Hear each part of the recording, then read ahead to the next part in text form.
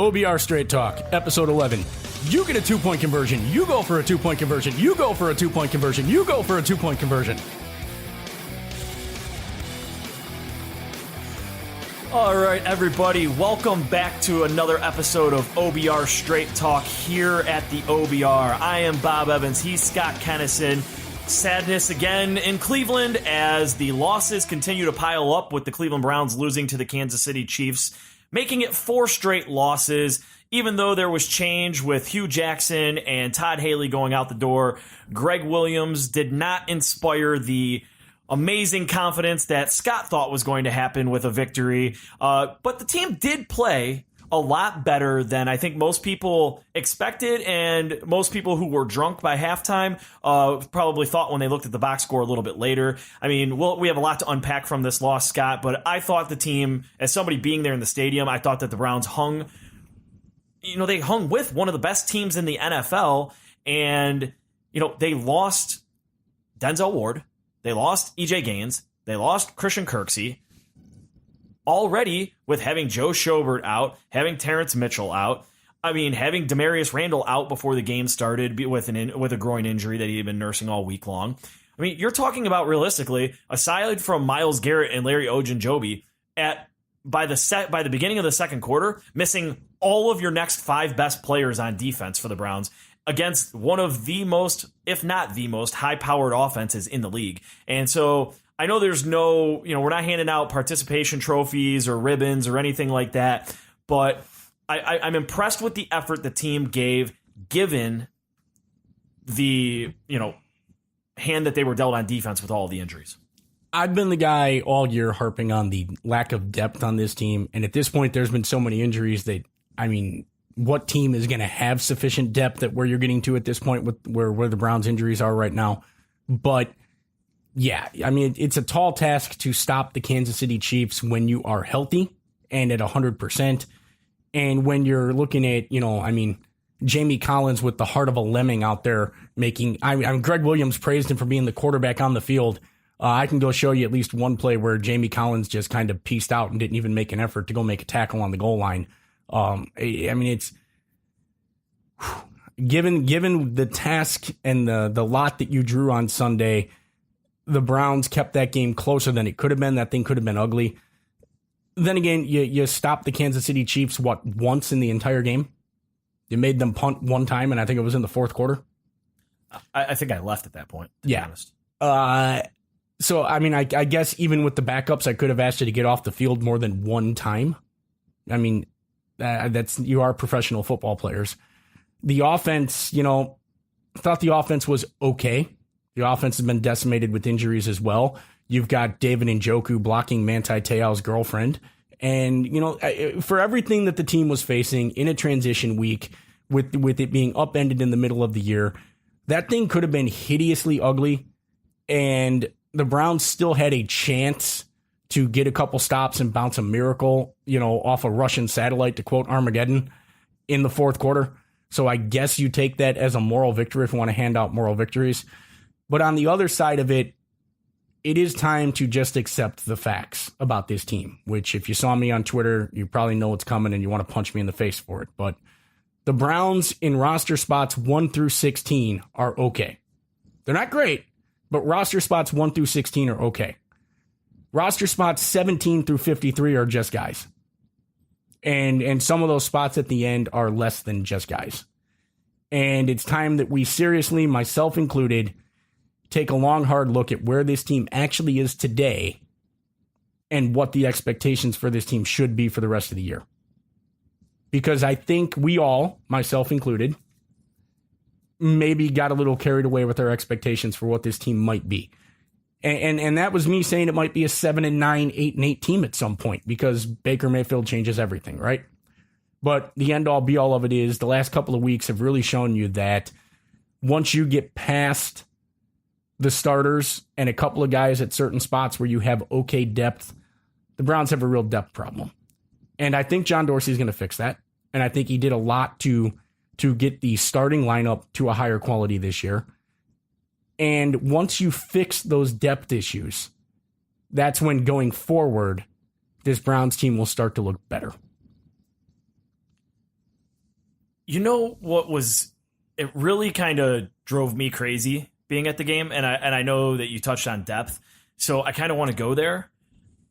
How the hell is it possible, speaking of depth, that it took Hugh Jackson and Todd Haley getting fired for anybody to figure out, oh, hey, maybe we should target Duke Jackson in the passing game, or Duke Johnson, wow. Duke Jackson. Duke Jackson, sounds good. Hugh Jackson, Duke Jackson. Duke Johnson more than 5 times in a game? I mean, he had a breakout performance. And I mean, we've seen this happen from Duke before, where he'll have a massive performance like this, and then everybody gets all excited. Oh, they found Duke. They're going to start throwing the ball to Duke more. And then he just fades away back into the sunset until some, meaningless game in December where he puts up big numbers again. But it seems to me, at least in game 1 of the Freddie Kitchens at offensive coordinator era, that Duke Johnson, not Jackson, Duke Johnson, was a big part of what the Browns' plan is going to be moving forward. Clearly, you found a way to get him involved in the offense in the passing game, which is what you should have been doing for a long time. I hope that Sunday is the day that we look back on and we say that was the beginning of Duke Johnson's conversion to Eric Metcalf 2.0. Because I'm going to continue on that one. He's Eric Metcalf 2.0. And you convert him to a guy who's a running back in name, but primarily becomes a wide receiver. And yeah, he can still give you some carries out of the backfield, but the way Nick Chubb is running the ball right now, he can be your primary feature back. And, there's still no reason not to get Duke, 5-6 carries a game as your change of pace back. But definitely you had to get him more involved in the passing game. And you got Duke Johnson 9 receptions on Sunday, and he had 2 touchdowns for it. And he was the most effective receiver you had. You also found a way to use Antonio Callaway a little bit. You got him 3 catches for 51. And you actually used him running a deep route, which, hey, there's a novel idea. Question about the receivers, since you just went there about Callaway. Was it just me, or did Rashard Higgins look like he came back a week too early? I was watching him run his routes because I'm obviously, and always have been, a big Hollywood Higgins guy since his college days. And he just, first off, I didn't see him on the field for the first, I think it was 1 or 2 series. But when he was out there, it looked like he was back a week too early, or he just wasn't going full go because he was scared to, plant that knee and maybe retweak that MCL. He made a couple of really nice catches during the game, as we know. It was great to see a guy who extended his hands out there and wasn't scared to catch the ball with his hands. So that was fun to watch. But to me, it just seemed like maybe the team was holding him back, watching his snaps or something. But it just seemed like something was still off with Higgins when he was running his routes. It felt like Hollywood Higgins was out there kicking the rust off and getting his game legs back, to use a basketball term. I hope we see more and better of him against the Falcons, because we need more of him. We need him to be the Hollywood Higgins he was being before he got injured. But the problems on this offense, even if Hollywood Higgins comes back, it's still all on that line. And that's where in the offseason, and I can't believe we reached this point, we're talking about the offseason a little bit right now, but it's later than last year. For the Browns to be effective offensively, the pass protection and the run blocking has to get better. The Browns have to lead the league in running backs met behind the line of scrimmage for initial contact. I don't see the stat. I'm sure someone's got it out there. I would love to know who leads the league in running backs hit first behind the line of scrimmage. Because it seems like even when the Browns get a positive yard, gain on the ground, it's Nick Chubb or Carlos Hyde or Duke Johnson making an unblocked lineman or linebacker miss to go get yards. That's something I do want to take a moment, again, because we all know who listens to the podcast that I am the first person to admit something. And that is something that we have to give Nick Chubb some credit for. So when we both talked about, the line situation and people, shitting on Carlos Hyde, we both said that, Nick Chubb would be experiencing similar yards per carry. One thing that Nick Chubb does very, very well, and we talked about it before the week that I was so ceremoniously called a Nick Chubb hater, even though it's completely opposite of what I said, was I wanted to point out that he has that elite next level ability to keep his legs moving when he gets hit. And we saw that this week. There was one play, I forget who the linebacker was for the Kansas City Chiefs, but it was similar to what you were just describing. Chubb got hit 2 yards behind the line of scrimmage. He wiggled out of the initial hit, found some small hole, and then took a Kansas City Chiefs defender for a 6-7 yard ride. He was riding his back like a small child riding a pony. And so I wanted to put that out there because my whole thing is that Hyde was really held back by the offensive line, which I still believe he was. But Nick Chubb's elite next level ability and those raw talents are showing out in the similar situations where he's getting met a yard or two behind the line of scrimmage, and he's finding a way to keep his legs moving and power out of it, where Carlos Hyde was Hyde was only maybe getting like 2 or 3 yards. Chubb's turning those initial hits into 4 or 5 yards. His ability, so he has this elite combination, and hey, I'll own it too. I thought Nick Chubb would struggle more than he has. I'm glad that he hasn't. John Dorsey appears to hit a home run with this draft pick. He has this unique ability to maintain his balance and control. It's almost Priest Holmes-like in waiting sometimes for the hole to open up, or waiting for a lineman or a linebacker or a tackler to commit themselves before he commits. And then he has an ability to accelerate with a burst, to do that delayed style running and wait for his blocking to set up. And a lot of it's predicated on balance. He's very well balanced, and he can hit a burst. And then, as you said, he's got a little bit of Marshawn Lynch in him that you just can't tackle him. One guy is probably not going to bring him down. He keeps his legs moving, he keeps running, and he's going to gain some extra yards on every single run. And if you're not impressed with Nick Chubb, I mean, you're blind. Nick Chubb is showing that he could be an elite talent in this league. And that's one of those things I say, that good times are eventually ahead for the Cleveland Browns. We just got to get there. But this offensive line, look, there's not much you can do. When I hear Baker Mayfield call out 24, 24, pick him up now, 24, 24, nobody blocks him, and he makes a sack. When I hear the rookie quarterback starting his 8th game correctly call out the blitz. No, he's not starting his 8th game. I'm sorry. They're 8 games in. He's starting his 5th game. Let's see. This is going to be week 10, right? Coming up. I believe we're going into week 10 here, because their bye is week 11 this year.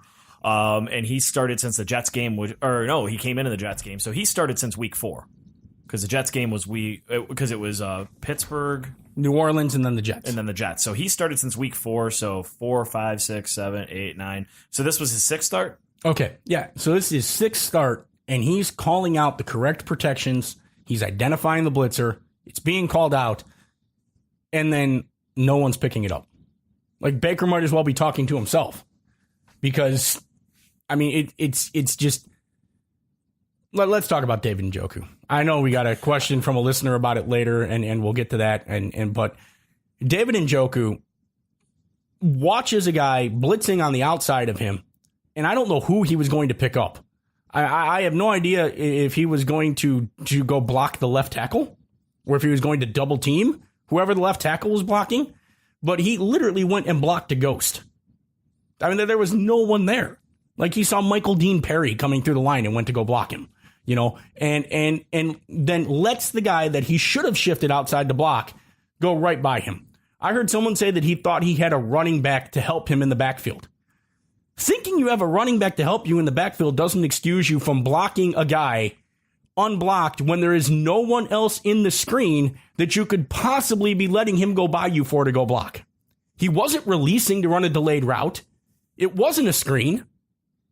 There's, other than shit effort, just flat out shit effort, there is no, that was literally the lookout block. He stood there and he tried to push him as he ran by, and he couldn't even push him as he ran by. I think what the Cleveland Browns, and Browns fans by extension, need to come to grips with and just accept is that David Njoku is never going to be an average blocker. He's probably never going to be a below average blocker. The way that the NFL is trending, you don't need your tight end to be a blocker anymore. And I think what the Browns need to schematically understand is that it's okay to treat Njoku like a receiver, split him out wide, put him in the slot, and have Fells or Orson Charles or, whoever it's going to be out on that field as well to actually, do that little thing called blocking. because while, it's not sexy to not have 4 wide receivers out there or 3 wide receivers plus your tight end, they're going to have to just accept that Njoku is never going to be a blocker. And let me rephrase. I'm not going to say never. He's 21, 22 years old. Maybe he becomes a good blocker somewhere down the line or an average blocker somewhere down the line. I mean, he did show flashes of it since Fells came in, in preseason and training camp. He showed flashes of being able to block. The issue is that we're just asking him to do too much right now. And I know that's a hard concept for people to understand, but the kid, when he came out of Miami, was already raw. Super raw, had issues with concentration drops, issues with blocking. So when we came to the NFL level, we're having him hit the jugs machine, catching 300 passes a day. We're making him worry about becoming a better pass catcher. But at the same time, we're trying to force him into becoming a better blocker too. Now we're forcing him during a game to say, okay, I need you to not think too much to catch the ball, but I also need you to think too much to make sure that you're blocking for this protection and doing this right and not screwing up and getting your quarterback destroyed. I know a lot of people out there are saying, Bob, he's a football player. He's getting paid millions of dollars to do this. He should be able to block and he should be able to catch. But there's a reality in the NFL that some of your elite players cannot do it all. And the best teams out there, they scheme them to make sure that you get the most out of your best talent and you hide their massive glaring issues. And let's just put it out there. Njoku's massive glaring issue right now is that he couldn't block me coming off the edge. He couldn't chip me coming off the edge, and I'm 5'11", 220 with probably not very fast speed at this day and age. And I could probably find a way to fake inside on Njoku and go around him. So that's the crazy thing, because he's not slow. He's not an unathletic guy. No, he just doesn't know the fundamentals, and it doesn't seem like he's ever going to learn the fundamentals, or he's not going to learn them now. So let's get him out of the position where he can get our quarterback absolutely massacred on any play and still be able to take advantage of him. Njoku in the slot versus a slot corner or a linebacker who pushes out and covers him is still a mismatch. I can't think of a slot corner in this league that can cover him one-on-one. You might be able to match him foot speed, but are they going to be able to cover the 6'5" athletic freak? No. So go ahead and take care of that. Take advantage of those. Leave him in the backfield and have him leak out of the backfield when he pretends to block, when Baker knows, hey, he's actually not going to block the guy that comes in. He's just going to chip him and then roll outside of him. Expose his liability. Let his liability be a positive for you. Make the opposing team think that he's going to stay in and block, and then leak him out for a little, tight end screen out of the backfield. Do things like that, but make sure that your scheme is set up so that Njoku is no longer leaving you with the potential of getting Baker Mayfield massacred, because that's what I'm worried about right now. Yeah. I'm not worried about Njoku ever becoming a good blocker. I just don't want him to get Baker killed. I think it would be easier to do that if you knew that you didn't have to keep an extra person in to protect all the time. Now, I get it, what you said, split them out and then bring in Fells to be your blocking tight end. You're kind of telegraphing a little bit of what you're doing, but I guess you have to in that scheme, and just make sure that you balance out the times that Fells stays in and blocks and the time that he runs a route. Yeah, I mean, I don't really think you're telegraphing it, though, because if Fells is in there, you could still run the ball or pass the ball. You could. I mean, and then occasionally you sneak him out as an extra receiver. Yeah, I mean, even at that, you're talking 5 linemen plus Fells is 6, plus Njoku is 7, plus Baker is 8, plus running back is 9, and 2 wide receivers. It's not like your third wide receiver is so good that it sucks, because then you're never going to see sets unless you go 4 wide with no extra help. You're never going to see sets with Higgins, Callaway, Landry, and Njoku unless you want to rely just on the running back. You're never going to have a max protect with Njoku, or even, a close to max protect with Njoku. It sucks because in some ways it limits it. I just feel you should be able to ask a guy of Njoku's physical ability to, look, keep your man in front of you for 2 seconds. If you can block him for 2 seconds, we're going to call it a win, buddy. 2 seconds. Think about that. Well, yeah, I don't disagree. Just slow him down. I'm just saying he can't do it. Just make contact with him. I said it's like that scene out of Remember the Titans. Push him, pull him, hit him, do something. Because every time you don't, you're leaving one of your teammates out to dry, namely me. It's that scene. I imagine Baker Mayfield just running up to him and grabbing him and yelling at him like that. That was a good job on that scene. You must have rehearsed that. I've seen that movie 100 times. It's a great movie. My favorite line in that movie, though, is still Yost, where he's like, "You blitz all night. I don't want him to gain another yard." I imagine Gregg Williams giving that speech over and over and over again. All right. I think we've buried David Njoku here. While we're burying people, and while you still have your voice before it eventually, cracks and gives out over the course of the podcast, because I know you're a little under the weather, let's just go right into the other massive disappointment that you were going in on Twitter, and I'll just let you have at it, because I noticed the same things being in the stadium, especially in the dog pound, getting to see a lot of that from behind. Jamie Collins. Heart of a lemming, man. Heart of a lemming. I don't know what he was doing.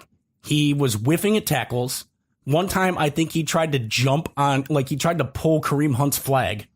And that, it was great playing flag football. It was a textbook flag pull. But you got to tackle him. Heading to a dangerous place here because, who am I? I'm a guy who sits in a chair in my living room and watches sports. I'm not a professional athlete. So who the hell am I to criticize a professional athlete who trains his ass off every single day? But effort's free. And Jamie Collins has got to give a better effort than that because we know what he's capable of. Gregg Williams is going to tell you he was the quarterback of the team and got them in and out of the huddle, made sure they were in the right spots. And what's telling is that the best thing Gregg Williams could say about Jamie Collins is that he was the quarterback of the team. Gregg Williams wasn't telling you that he's out there running around making plays. Gregg Williams wasn't out there saying that he was anchoring that defense.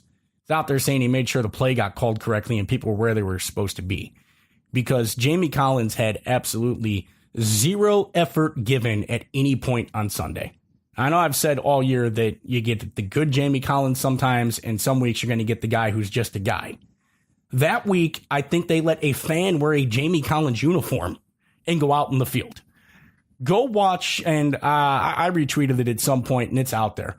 Go watch the touchdown run from the 2-yard line. Jamie Collins is unblocked. All Jamie Collins has to do is shuffle sideways and plug the hole and meet the running back at the goal line. And he can at least make contact and potentially stop that play and blow it up. Jamie Collins essentially waves his hand and turns around. He makes no effort to get there. He makes no effort to make a play. Jamie Collins has checked out. At least that's what it looked like to me in that game. But the one that's probably sticking in your head is the one I talked about where he's stumbling after the running back and attempts to make a flag pull at his waist. A two-hand touch, it's a great play. But there was zero effort to tackle. Jamie, you're a 5-year veteran. You've been in the league a long time. You're highly paid. You're one of the guys this team is counting on to show them the right way to do it. Effort is free. Give me effort. Try.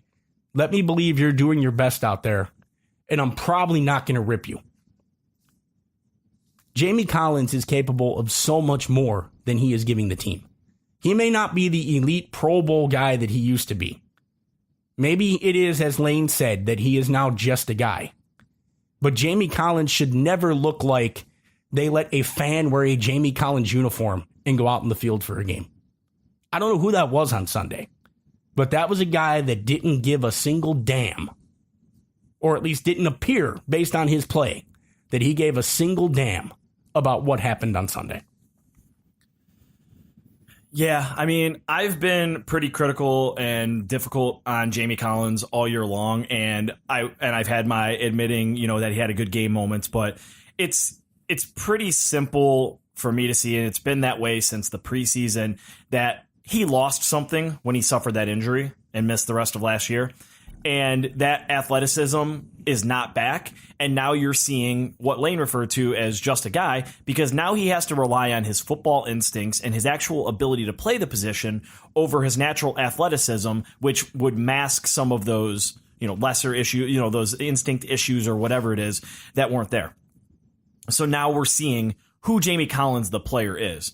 And you're also seeing exactly why the Cleveland Browns had been shopping him all offseason and preseason and early before the trade deadline, because this is a guy that is going to get cut in the offseason.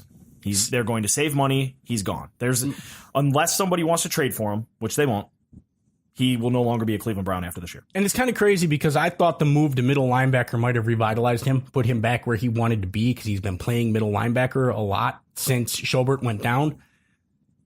Look, something was different in Jamie Collins this week because, yeah, he's been just a guy at moments, But since Schobert went down, he'd been playing better. But this week, it wasn't just a guy. There was no want to there. You can go back and watch the plays. Go back and watch the plays, and you can see that there's a lot of critical plays where he is going through the motions. Even as just a guy who's lost his athleticism, I felt, and again, who am I to say this, but it appeared, based on watching the effort put out, that mentally he was not in that game.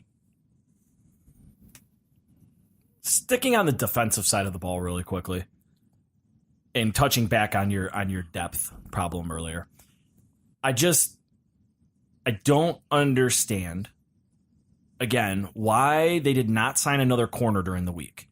And you had EJ Gaines coming off of a concussion. I mean, so you already know that he's one more bell ring away from, and what had happened, suffered another concussion. I mean, at some point we had Denzel Rice, key of overrunning every punt out there. And I can't even think of the other guy's name. Oh, Thomas. And he was on the practice squad a couple of earlier, and then they brought him up, and he's been on the roster as like another special teams guy. So it just didn't make sense to me that with Mitchell still out, with Gaines coming off of a concussion, you're looking at not signing a corner during the week. I guess, and nobody can project that Denzel Ward's going to get hurt, right? But you already had an understanding that Gaines was coming off of a concussion. Oh yeah, and Calhoun's got to go start at free safety because you've been real hush-hush about it all week long, but Randall's been nursing a groin injury and then ends up being inactive, and it was reported by Schefter. Nice job reporting, Schefter, by the way, that it was a healthy scratch. No, just reach out to the team. They'll tell you, just look at the injury reports. He was been limited earlier in the week. Don't try and create problems where there's not. We've got enough problems in Cleveland to deal with. We don't need to think that Gregg Williams is suddenly benching one of the best players on defense this year. But so you knew as an organization that you were going to be down your slot corner because he was going to be Calhoun was going to be going out to free safety, and you knew Gaines was coming back with a concussion. So you were looking at TJ Carey. He played, right?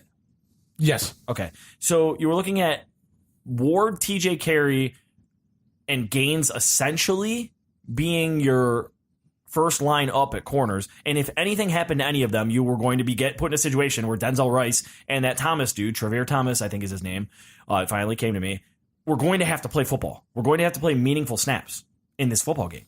To me, I know we all give Dorsey a lot of credit for the job that he did in the offseason and the draft and free agency and with trades.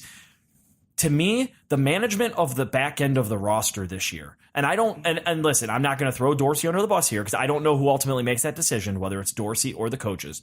But the mismanagement of the end of the roster during the 2018 football season has been, it's been bad. I was going to say atrocious, but I say it 100 times on every other podcast. It's been pretty bad. I mean, you let guys like Nassib and Meter go, and Orchard, and you brought in a bunch of tackles and defensive linemen who haven't even seen the field, as we've discussed on other podcasts. And now, when you had a slew of injuries suffered in your secondary, did you sign anybody? Did you bring anybody in? No. When Mitchell went down, what happened? Oh, well, Gaines is there. Don't worry. Then Gaines goes down. Oh, well, we got TJ Carey there now. Okay. Oh, well, wait, we're gonna rotate Randall in against Tampa Bay, and he's gonna cover Mike Evans. Okay, and then Calhoun's going to go out and be our free safety now. So we all prop up Dorsey, but I want to point it out that the job that they have done managing the back end of the roster has been very bad. I have this feeling that John Dorsey's strategy as a general manager is to get so much front-end talent and keep it healthy that it covers for the fact that he might not manage the back end of his roster very well. And there could be something to that if you bring in enough people to play positions 1 through roster spots 1 through 24, and you're really talented at the top end of your roster, that you can get away with not being so good at finding the guys at the back end of that roster. So far in the John Dorsey era, I have to agree with you on that. Depth is a major issue on this team. And you don't have guys, forget guys that can come in and play meaningful snaps. At some positions, you don't have guys that can come in to spell the guys that need to play meaningful snaps. You don't have guys that you can trust to come in and give your starters a blow. That's a problem. So I think we've kind of hit on pretty much every aspect of this football game except for one. And we kind of touched on it with Duke in his usage. But I want to go back to the job that Freddie Kitchens did in his first game calling the plays. And specifically, Baker Mayfield looked a lot more comfortable back there. At least that was, I mean, I had a couple drinks, but from my dog pound vantage, it looked like he was a little more comfortable back there. And we had one of our subscriber questions we'll get to a little bit later is about how much Greg Robinson impacted that with Harrison out for the game. But I think that what we saw was Kitchens calling plays that Baker was more comfortable with, not those long developing pass plays. He was getting the ball out to Duke Johnson early. He was getting the ball out to Callaway, even though it drove me crazy because I watched Callaway drop an easy one.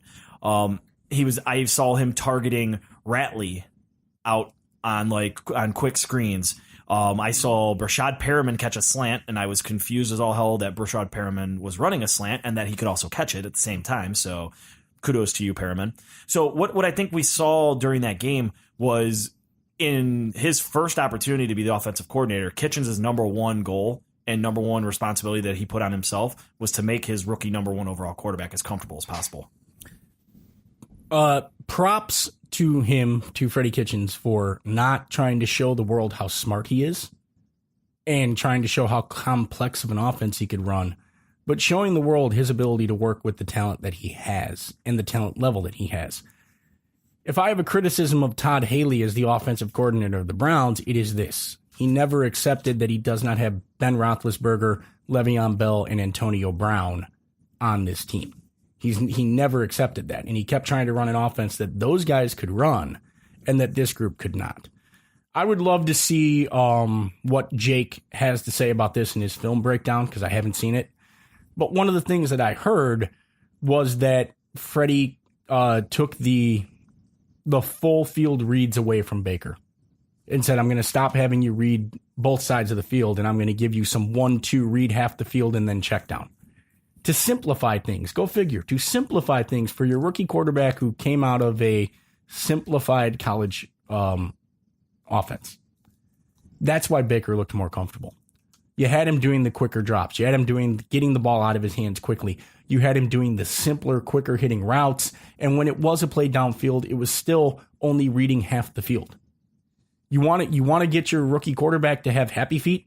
You have a shit offensive line. You have a sieve as an offensive line that, as Bob said, can't block him.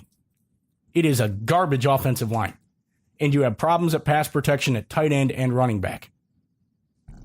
Why would you give your rookie quarterback a whole ton of plays that require him to read the whole field while he's trying to progress from the left side of the field to the right side of the field, and all of a sudden he just gets obliterated from the blind side because David Njoku blocked a ghost again? Or because, Chubb or Carlos Hyde didn't pick up a rusher coming up the middle, or because, two offensive linemen blocked the same guy, leaving another guy to come through untouched. Why would you do that? Why would you not make Baker Mayfield feel more comfortable by saying, okay, we're going to have you read half the field. We're still going to run routes on the other half of the field, but don't worry about it. Read this half of the field and then go to your check down. Why not do that? That is what he did that was excellent. It was an offense that was suited to what this team does, and you used Duke Johnson. Thank the fucking Lord you used Duke Johnson. Yeah, I mean, we talked about it earlier, and Jake, I know you mentioned him before, but he actually, that was his, for our subscribers out there, he actually went in depth on how Freddie Kitchens utilized Duke Johnson in his first game, and it was a very nice breakdown. So it was definitely good to see Duke out there. So, I mean, that's all I really have on the game. I didn't expect the Browns to win. I mean, my prediction was 31-24 Browns would lose to the Chiefs. So we went a touchdown down and a touchdown up. But, shit happens. Oh, you know what I do want to, because you had it in the episode opening where you said this episode is you get a 2-point conversion, you get a 2-point conversion. I want to touch on that really quickly. Gregg Williams, I didn't catch the entire presser, but I heard the quote was something along the lines of, we needed to try to get as many points as possible when we had the opportunities to get them. Okay, Greg, I understand that you are a very aggressive guy on the defensive side of the ball, but here in the game of football, we take the points that we can get. And there were 2 opportunities because they went. Did they go for 2 twice or 3 times? 3 times. So, but those early 2-point conversions that they went for, it was mind-boggling. It made no sense. Like, I was looking up at the scoreboard and I was looking down at the field, looking up at the scoreboard, and I had to ask the guy next to me because, again, I had a couple of beverages. I go, am I missing? Are my math skills messed up right now? Why are we going for 2? He's like, Bob, I have no clue. I'm like, okay, just checking. So I wanted to bring that up because I just don't know what Gregg Williams is doing. You ready for your head to explode? Absolutely. I think I like the philosophy that Gregg Williams went with, and I actually think I want him to be more aggressive with parts of it offensively, and I think it's a matter of time before we see this come to the NFL. There is a high school coach who hasn't lost a championship in like 13 years, and like his team has lost like 2 games. He never punts, and he goes for 2 every time. Oh, I've heard about this. There is some analytics, and I know like half of the podcast base just vomited from hearing that word because we don't like it here in Cleveland. I like analytics. Mr. 3 yards and a cloud of dust. Mr. Old School Football. I actually think that I think it's probably 4th and 5 or less. Wherever you are in the field, you're probably wrong to punt. The statistics will probably say that if you're sitting on 3rd and 5, and you decide on 3rd and 5 that no matter what happens, as long as you don't lose yardage, you're going for it on 4th, I'm going to bet that in a long-term analytics study, you'll come out ahead by not punting. And I'm also going to bet that when you look at it long-term, moving this field goal back, the extra point back, that it probably makes more sense to go for 2 in the long run overall than to take the quote-unquote sure thing extra point when you factor in the higher miss percentage that you're going to have now. I like it. And I think that over time, you're going to start seeing coaches go for it a lot more on 4th and 4 from their own 50 early in the game than the classic, we got to punt this thing away. And especially when you get late in the game, like if you're sitting on your own 50 and it's 4th and 4, you might want to go for it because now the bend don't break defense is a big thing now. Get a field goal and it's a win. So I know you like to play the field position game. Punt it away, pin them down, get off the field, get the ball back at the 50 and have to go shorter. All this old school thinking. But man, you heard Gregg Williams talk. We need to get off the field on 3rd down. We need to get off the field on 3rd down. Any defensive coordinator will tell you that games are won and lost in getting off the field in 3rd down and being better defensively on 3rd down. How much more of a nightmare is it for the defense if they don't not only have to get off the field on 3rd down, but now they know they got to do that again on 4th down every time? If you think about it, look, there's people saying I'm insane, but this is out there. And a lot of this stuff finds its way up to the pro game eventually from the high school and the college game. And I think, look, you're starting to see it with tempo in the pro game. You're seeing more RPO plays in the pro game. You're seeing this stuff make its way up there where you maximize plays, you maximize possessions, and you put constant pressure on the defense. And you do that with tempo, and you do that by being more aggressive, and you keep putting pressure on the defense. Well, another way to apply more pressure to the defense is to not punt the damn ball.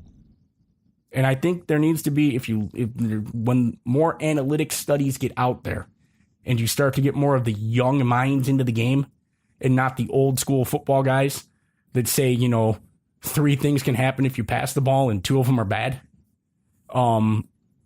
When you start to get those guys in, you might see that this logic of not going for it on 4th down goes away. I like what Gregg did. I also liked where he said we had to see how this team would respond. I asked this team to show up and show me what they're made of and what they would do in a pressure situation. I needed to see how they would respond in those spots. I like that concept too, taking the temperature of your team. I'm going to go for it on 4th and 4 from the 50 in the first quarter. How are you going to respond? All right. I can see your point. I still don't like it, but I see your point. Let's move ahead. Let's leave the game behind us. Browns lost. Another football game this week. Sorry to all the listeners out there. We do not have a guest lined up for tonight. Lane had, as we all know, he had another commitment that he had to, take care of with his family. So we always appreciate Lane coming on, and we hope to have him on next week. So we're going to roll right into taking a look at the game against the Falcons this week, because this is the game before the bye week. So the Browns finally you won't have to watch football next weekend. You do have to watch it this coming weekend, though. So the Falcons, their defense has been bad this year. They've lost multiple players throughout the season. They lost their starting safety. They lost one of their starting linebackers, and they lost another safety that filled in for that one. They had Keanu Neal, one of the top young safeties in the league, that they lost on opening night against the Eagles. And then the guy who came in to immediately replace him, he tore his knee up or something. So they lost. So the Falcons defense has been decimated with injuries, and they have not been good. I mean, they've been one of the worst defenses in the league, just like the defense that we were just playing, and the defense we played the week before that, and the defense we played the week before that. So again, the Browns offense has the opportunity against these Falcons to go out there and light up the scoreboard. But on the other side of the ball, you're getting ready to go up against Julio Jones, Calvin Ridley, and Mohamed Sanu. The rookie Ridley is already emerging as one of the top young receivers in the league. He was for a few weeks, and he had a couple of inconsistent weeks, but now I believe he had another nice touchdown catch against the Redskins on Sunday. So a potentially decimated Browns secondary is getting ready to go up against Julio Jones, Mohamed Sanu, Calvin Ridley, Austin Hooper at tight end, who is a very good pass catcher. And even though the Falcons are without Devonta Freeman, you still have Tevin Coleman back there, who is a heck of a pass catcher out of the backfield. And some guy named Matt Ryan back there taking the snaps and throwing the football around. This game does not bode well for a Browns defense that is beat up the way that they are. It does not look good for me right now, just looking at the game on the outside. It could get into a shootout. It could be a nice little back and forth, and it could be, a game that is finally that shootout that we thought we were going to get in any one of these last games dating back to the Tampa Bay game. But again, it's another one of those games that feels like it could go either be really close shootout or the Browns could get blown out. Yeah, I mean, I don't know how else to break it down than that, because ultimately I don't see how you're going to stop the Atlanta Falcons. You had problems stopping every team you played at certain points, defensively, but except for the Ravens, but and the Jets, but your defense is decimated. You're probably not going to have Denzel Ward back. Christian Kirksey is unknown at this point. The heart of a lemming is going to be out there having to make tons of great plays for you, and I just don't see that happening. Well, it's the every other rule, so Collins might actually play well this week. It's very possible. This could be the week that he, goes out and says, "Ooh, if I want to play for a team next year, I better, show that I've still got something left." And then on offense, here's the problem. We keep thinking that we're going to start seeing the flashes of this offense that we saw against the Oakland Raiders. And we keep thinking we're going to see this offense be efficient and come out and put it all together one day. And we probably will. Sometime before Game 16, we will see this offense do what it's capable of doing. We'll have most of the skill players healthy. You'll have Higgins, you'll have Callaway, you'll have Landry, you'll have Duke and Chubb and Njoku, and they'll go out there and those guys will ball out. And you might even get a Seth the Valve, sighting out of his flak jacket. Was he on the field at all? I did not see him on the field on Sunday. I could be wrong, though. But you might see these guys come together and put it all together one day. The real problem I have is I don't see this line playing well enough right now to allow you to, over the course of a game, do what you need to do. So I think this is going to be one of the ugly games. I think Atlanta wins this thing something like 44-13. I think this is one that gets away from them.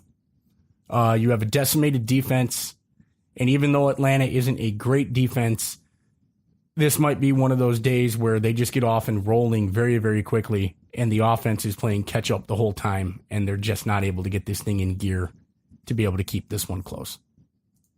So to answer the Devolve question, apparently he was on the field for 19% of the offensive snaps. And we both said, did he play? We didn't see him. I don't remember him. And I mean, I had a couple of drinks, but it wasn't that many. So, wow, you're predicting doom and gloom for the Browns Falcons, huh? Yeah. Be another really happy podcast next week. Yeah, this was not a happy podcast, but this is more, look, it's the Straight Talk podcast. I'm not going to pull any punches. I mean, this is just what it is. It's time to reevaluate. I know I've been negative, and before you sit there and jump to the conclusion that I'm completely negative on the outlook of the Browns, you're right. My long-term outlook on the Browns right now is positive. And Bob will tell you that I've never had a positive long-term outlook on the Browns as long as he's known me. Nope, not once. Long-term, you're headed in the right direction.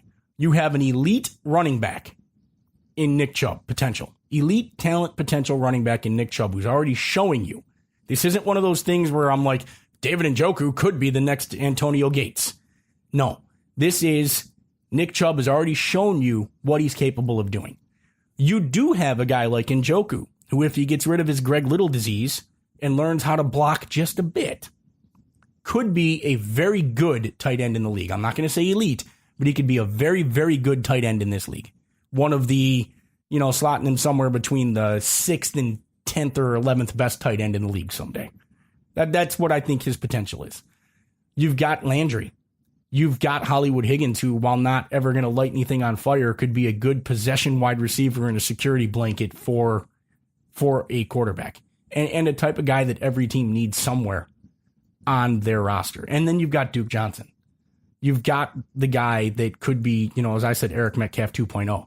You can use him as a change of pace back, and you can use him as a weapon catching the football to do a lot of things. And Duke Johnson's a weapon. And you've got a future franchise quarterback in Baker Mayfield. You have a lot of good things. You have a very good rookie cornerback. You've got Myles Garrett. You've got Larry O. You've got talent on that defensive side of the ball at certain spots. Joe Schobert, as much as I'm not big on Joe Schobert, he's a good NFL linebacker who has shown the ability to play in the NFL at a high level. You have Christian Kirksey still, who has shown the ability to play in the NFL at a high level. Demarius Randall has had a great season. You have guys on this team that can play. Jabril Peppers has been getting better. You have a lot of good young talent on this team. What is left for John Dorsey to do in the offseason is to take this first-round pick that's probably going to be a good one again and get a player who can contribute out of it, and then figure out some guys in the second and third round that can contribute, and then build your depth with that plethora of picks between rounds 4 and 7 and find some guys, and then go out in free agency and actually find some guys who can help you on the line or those positions that you haven't addressed through free agency to make a difference. You're filling in the depth. John Dorsey did a good job of getting you guys on this roster at spots 1 through 16 on the 53 that are good NFL players. If he next year goes and does just as good a job as he did this year in filling in guys 17 through 37, it's going to be good times for the Cleveland Browns. It's not that far off. And this is the other thing I wanted to say. And one of the things I wanted to talk about that we didn't get to. You saw last week that it wasn't all Hugh Jackson's fault. And it wasn't all Todd Haley's fault. Did Kitchens do a better job of calling an offense that fit the Cleveland Browns? Yes. Did Gregg Williams do a better job in some cases of managing the game? Yes and no. Gregg Williams did some things that if Hugh Jackson did them would have had everybody calling for his head because he's an idiot. Namely, going for 2 all the times he did and going for it on 4th down a couple of times. But there's this very comforting belief in Cleveland that if we just find the right head coach who can teach these men how to play football and help them, coach them up and overcome their shortcomings, that the Cleveland Browns' current roster could be a 10-6 team. Bullshit. You're playing NFL football. If I am teaching you how to run a route at the NFL level, if I'm teaching you the basics of blocking, if I'm teaching you fundamentals at the NFL level, something is wrong. You've been playing football your entire life. Most of the basics you should have down at the NFL level. But beyond that, the head coach, that's what the position coaches do. The position coaches should be out there doing that stuff with you. The head coach can't be working with 53 guys on their fundamentals. The offensive coordinator can't even be working with the entire offense on their fundamental mechanics and things. The problem with the Cleveland Browns remains what it has since 1999. Insufficient talent. And we come up with this mass delusion as a city every single year right around April about how much talent this team actually has. And that's when we start turning guys like Ben Gay into the next Bo Jackson. Then we find out that he's not. And then we start talking about how Montario Hardesty has the makings of a good NFL running back. And then we remember that he's Montario Hardesty. That's what, I mean, we start talking about guys like Greg Little, Jawan Dawson. Where's that the Cavs guard? I think there was like a Judge Awan or something like it was. Yeah. I think it was a receiver. I don't know if it was Dawson. Could be wrong though. I'll have to look it up later. At any rate, we start taking guys like Darren Shiverini and talking about how these guys can be in Frisman Jackson. We do this every year. The problem with the Cleveland Browns remains not enough talent. And I'm not saying Hugh Jackson got a raw deal. Hugh Jackson showed that he is not a head coach. And it's not about what he did on Sunday. Hugh Jackson is more about the locker room and the dysfunction in the locker room that he ran. That's why he's not a head coach. That's why he's not going to be a head coach again for some time soon. But if you think that you're going to drop Bill Belichick in here and go win 6 of the next 7 games, I think you're crazy. There's not enough talent. There is not enough talent yet. Long term, you might get there. Well, back to the Browns Falcons real quick, since you gave your doom and gloom prediction. Oh, yeah. I kind of completely steamrolled over that. And my apologies, Bob. Oh, no, you're good. You're good. So the one thing that I wanted to point out regarding that game is I've been watching the Falcons defense and been watching, differentials and everything. So you're looking at a couple of pretty exciting things for Browns fans where the Falcons are 27th in the league in sacks. They only have, I think it's like 4 or 5. No, it's 7. They have 7 interceptions on the year, which is like middle of the road. And they've only forced 1 fumble. So this is a team that isn't getting home, and they're not forcing their opponents to turn the ball over. That's welcome news to Cleveland Browns fans and the Cleveland Browns organization. Now, will that be inflated? A la the Pittsburgh Steelers and TJ Watt, who all of his sacks this year, I believe, have come against the Browns. I was just about to bring that up. Like, will it be inflated by going up against bad tackle play? Or are the Falcons that bad at generating a pass rush that gets home for a sack? So I'm going to just pretend that they can't get home. So for a guy like Baker Mayfield, that's going to make this a lot more fun and open up a whole lot more opportunity on Sunday, which is why, leading to my prediction, Lord help me out there, the Cleveland Browns are going to defeat the Atlanta Falcons 31-28 on a whoever the hell the field goal kicker is, and hopefully it's not Greg Joseph, but he made a 51-yarder field goal late in the game.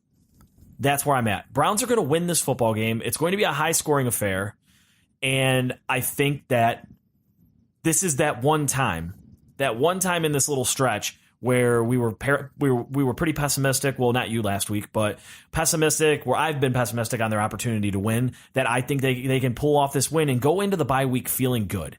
Like, not feeling good that your season is suddenly magically transformed, but you're going into the bye week with the dysfunction removed from the locker room, with a head coach that people want to play hard for, at least for the remainder of the season, and a win under your rookie quarterback's belt. And a week for everybody to rest up, get treatment, and hopefully come back a little stronger after the bye week.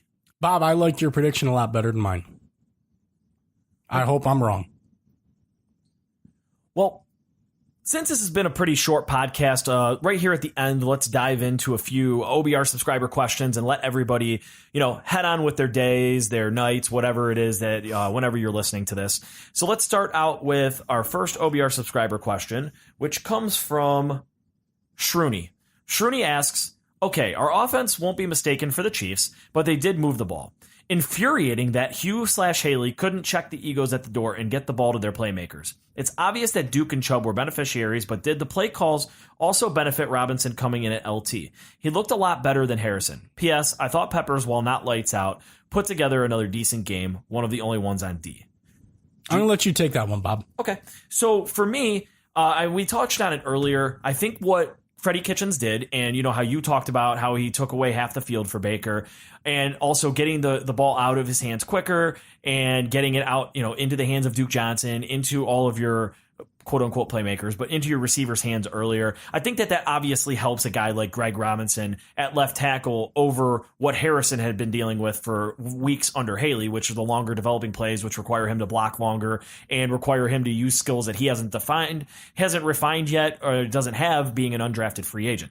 So Gregg Robinson, for all of being a bust and for being picked that early, Gregg Robinson is a veteran in this league, and he does know how to block for a short period of time. So, yes, what Freddie Kitchens did in this game did help Duke and Chubb, but it also helped out Gregg Robinson, Baker Mayfield, and the offense as a whole, and that's why they were able to hang with the Chiefs for longer. Will it continue? We'll see. I mean, my prediction, like I just said, is that they could have a nice little coming out party and get a win before the bye here. So if Freddie Kitchens and the offense can execute like they did against the Chiefs, it could result in a win.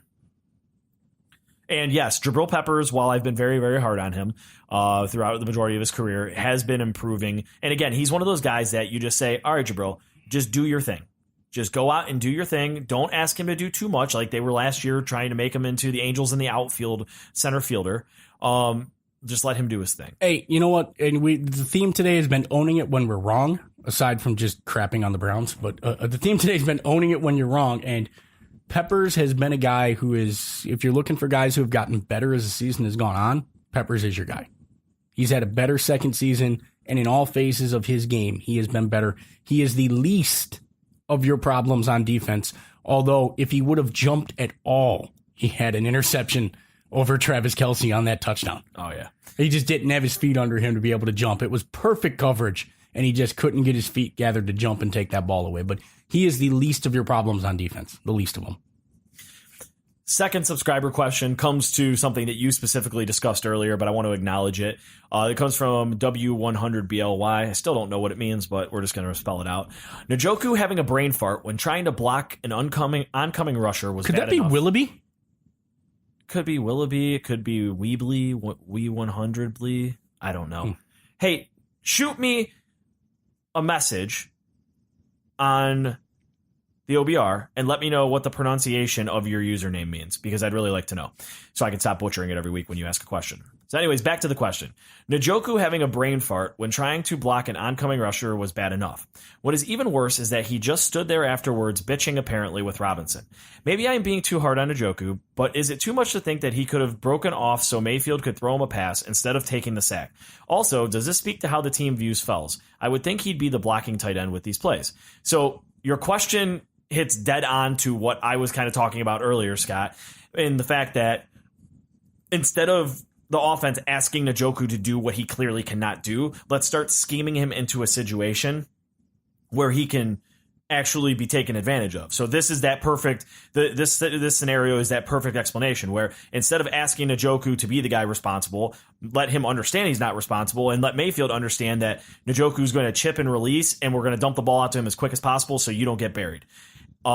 Regarding Fells, I don't know how the team views Fells. He's supposed to be the guy when it comes to blocking, but over the last couple of weeks, I believe he's missed a couple of big blocks, and there have been some questions around his ability as a blocker. I don't know if that's coming down from the organization, but I've seen it in the media.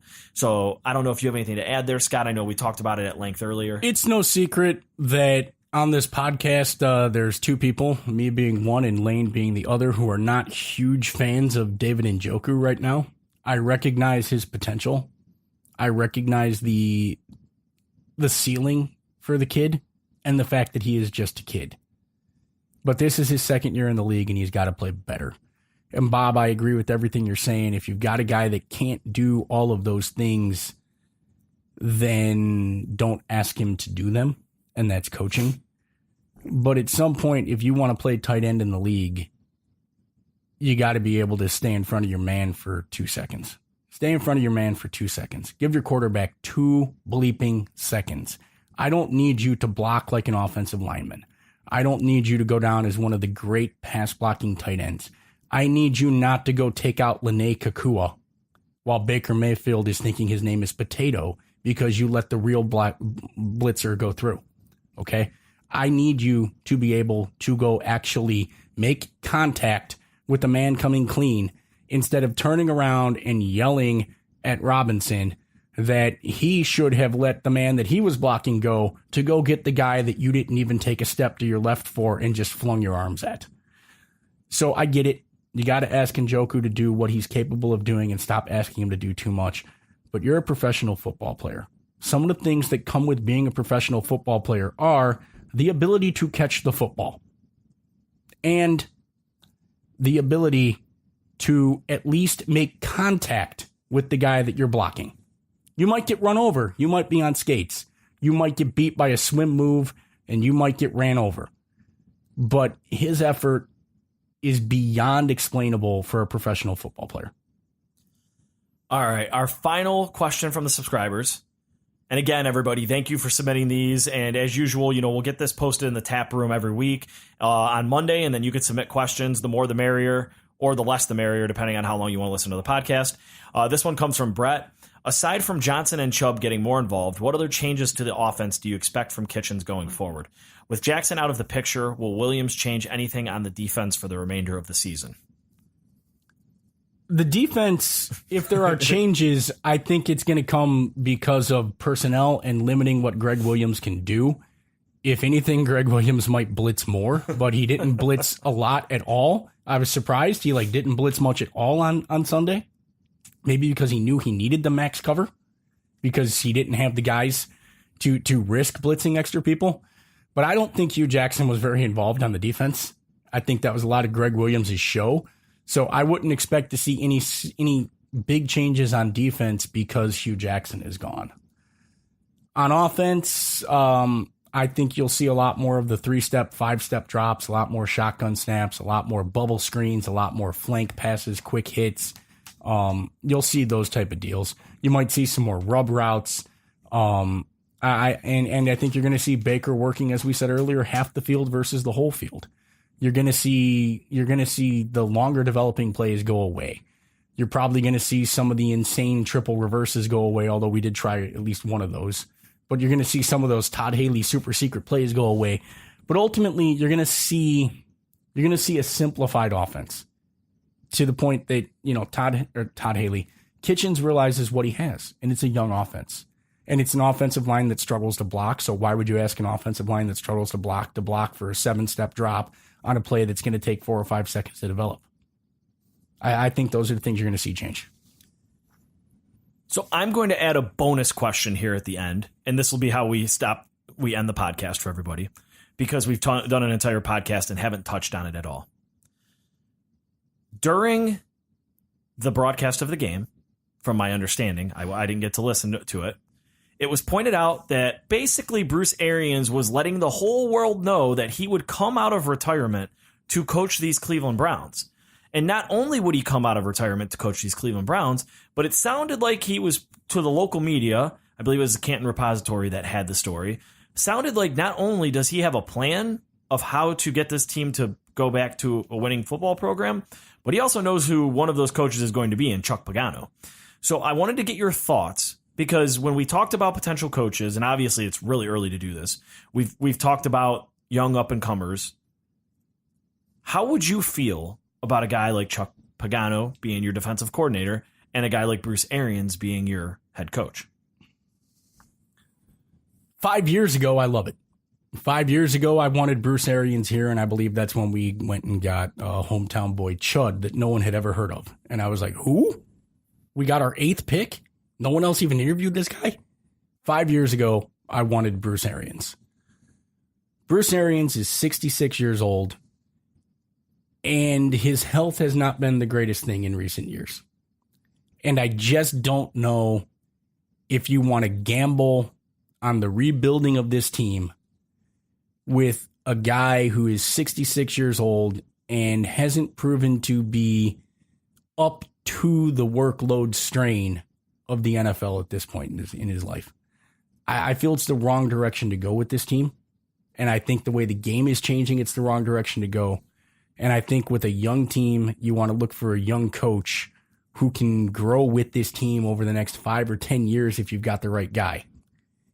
And I just think it's the wrong time for Bruce Arians. 5 years ago, with the team that they had 5 years ago and the differences going on, Bruce Arians would have made sense.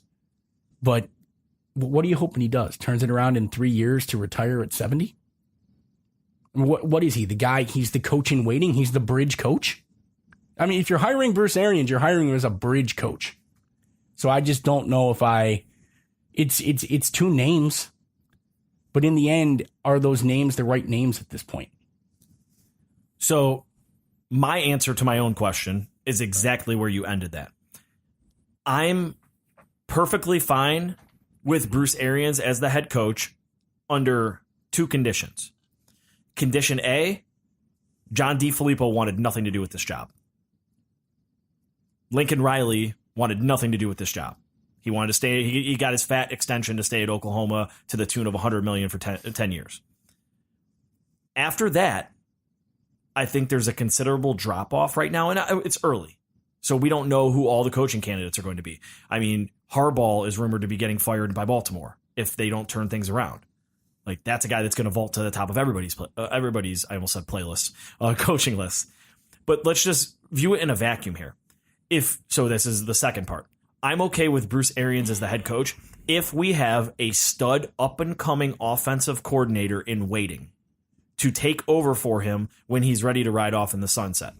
Arians, to me, seems like a guy who is chomping at the bit to coach the team that he never got that chance to coach, and that he thought he could have made into a contender, and he still wants to do it. He seems to me like a guy who's coached Peyton Manning, who's coached Andrew Luck, who's coached Big Ben, who revitalized Carson Palmer, and says, damn it, I want to coach Baker Mayfield. So when I hear things like that coming out of him, it makes me more than okay, because he's a very good coach. Chuck Pagano, yes, he was let go by the Colts, but he was a damn good defensive mind. Like, you can sell me on a whole lot of things worse that it's going to be tough to sell me on a different type of coaching staff. Like, John DeFilippo obviously is my number one. I haven't hidden that. But if we're talking about, I don't even know who it would be, a retread plus an up-and-comer plus, and I understand that Arians is a retread, but if we're talking about retread A or Josh McDaniels as the head coach, I'd rather go with the Bruce Arians, the up-and-coming offensive coordinator, to take over in, say, 4 years when he's ready to ride off in the sunset after he wins us a Super Bowl. And I'm kidding, not. But Chuck Pagano as the DC. Like, that would be something I would get excited about, which is really weird because I'm all about the up-and-comer young guy right now. But I could get excited and on board with that coaching staff because you have experience, you have guys that have been a part of winning programs, and you have guys that know how to coach young quarterbacks. I don't hate it. I'll say this. I don't hate it. And conditionally, as you said, Flip doesn't want any part of this, and Lincoln Riley doesn't want any part of this. Okay, and you can't go get Dabo out of Clemson. You don't have any young up-and-coming football mind who's on the bleeding edge of where this game is going to take the reins here. Okay. And I can't believe I'm the guy saying this because I'm Mr. I was the guy who wanted, I can't think of his name now. Lovie Smith. I wanted Lovie Smith a couple of years ago, I'm the guy who wanted anyone who had head coaching experience beforehand instead of a guy who, hey, maybe this guy can do it. But the game is changing. But that said, I don't hate it. Bruce Arians has shown that he can win in this league. Chuck Pagano has shown that he can win in this league.